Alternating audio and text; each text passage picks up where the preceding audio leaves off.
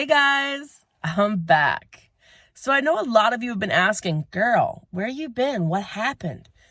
Bear with me, people. This is a wee bit of a long one, but let's jump in, both feet hitting the water. Here we go. I'm the type of person that if you need help, I'm going to help you. Or I'm going to try to help you to the best of my abilities. Moving forward with that, I had a certain person come to me about, we're just going to say a number of years ago. They needed help. They needed help getting away from a situation and a relationship. Sure, how can we help? What's going on?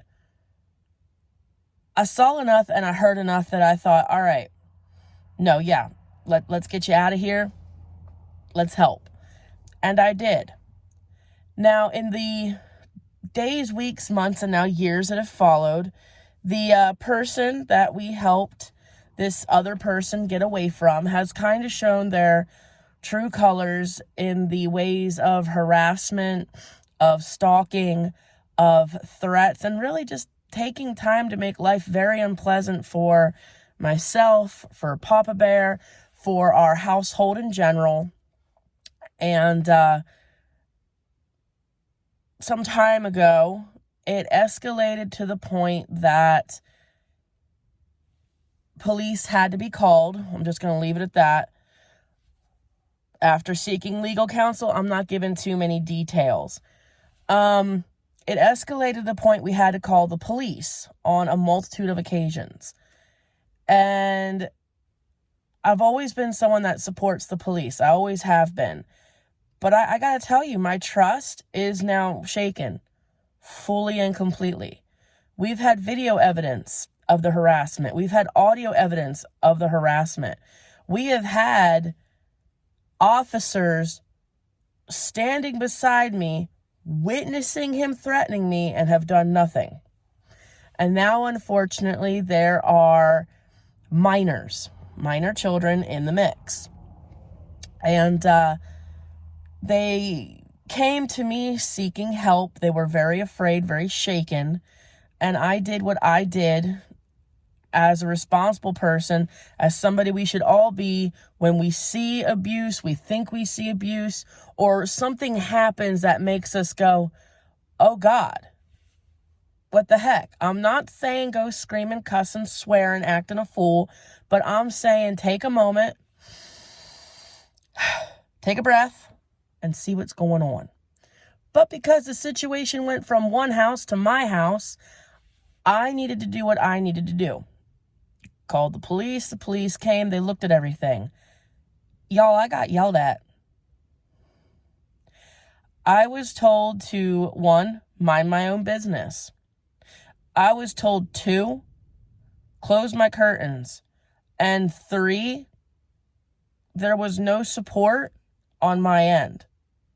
Now, we've handed video footage not only over to the police, but to a county official. Leave it at that. A little higher up the food chain. And they wouldn't look at the footage. They wouldn't even talk to us.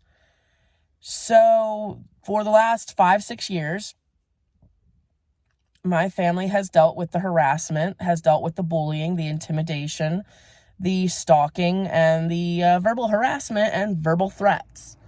No, we don't have anybody in our corner. We don't.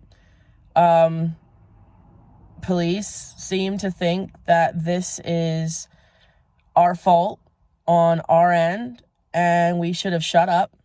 We should have turned our backs, shut our doors, pulled our curtains, and hid our heads, and not done anything to help this individual or to help the continuation of needed help from the minors now involved in the situation. Which I understand that the police have to follow laws, they have to follow their own rules, but you know what, so do I. I'm not going to look at someone who is being terrorized, who is being threatened, who is being harassed, who is being hurt and say, I'm sorry, get away from me, I'm not helping you. I'm going to say, what can I do? I'm not going to look at a child who is frightened. who comes to my door seeking any kind of help and say, dear God, get off my property. You know, I'm not helping you. I'm not going to do that. Unfortunately, and I'm not understanding why or how, no justice has been served where justice needs to be served, the true root of the problem. So when something happens, I won't lie, it takes a lot out of me. It takes a lot out of the family. And we kind of go into a lockdown mode where we just get real careful, real cautious. We seek legal advice. We mind our P's and Q's real tight. And the house kind of becomes a bit of a fortress. Now, I know that some people close to me who know the depth of the situation, all of it, who have witnessed a lot of it, they say I'm stupid. They say they're disappointed in me. But I'm going to tell you right now that if I don't do what I believe right here in my heart is right, then I'm no better than the person calling mayhem and destruction.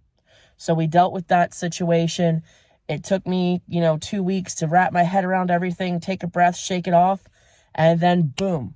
No sooner I recover from that than the ick hits the house. People, I was swimming in rivers of boogals. David, little D, Holly Bean, my Holly, both got sick. I'm talking it went from head cold to stomach bug to ear infections. It was bad. It was almost 2 weeks of antibiotics, hospital visits, doctor visits. It was not fun. It was not COVID, but it was every other type of ick you could imagine. So then I dealt with that. Well, then I started feeling not myself. Like it just seemed like everything was pushing and pressuring down on me. So I wanted to go and I wanted to get checked out, and my anxiety was here. No wonder. And seasonal depression, for maybe the first time in my life, poked its head up and went, hi, we're going to make you miserable. Okay. So I'm dealing with that too. But I talked to my girl. I talked to someone I can now be really proud to call my big sister. And I will be starting my very first 90-day challenge to better myself mentally and physically.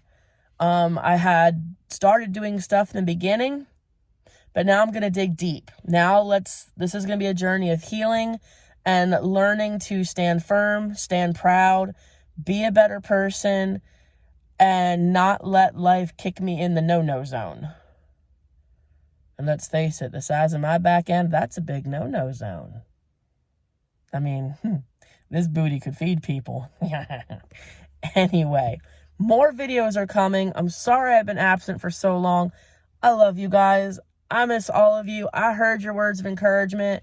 And after talking to my big sis, I decided it's time to stand up, shake it off. Papa Bear is excited for me to do this journey. He's excited for me to go back to doing what I love, and that is just making videos and making people laugh.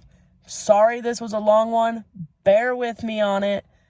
But again, life for about the last month has kind of nailed me in the teeth, and I needed a moment. I struggled hard. It wasn't easy. There was a lot of tears. There was a lot of anger, but I'm back.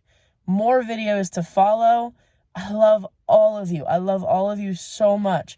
Thank you guys for being there for me and for being there for the family.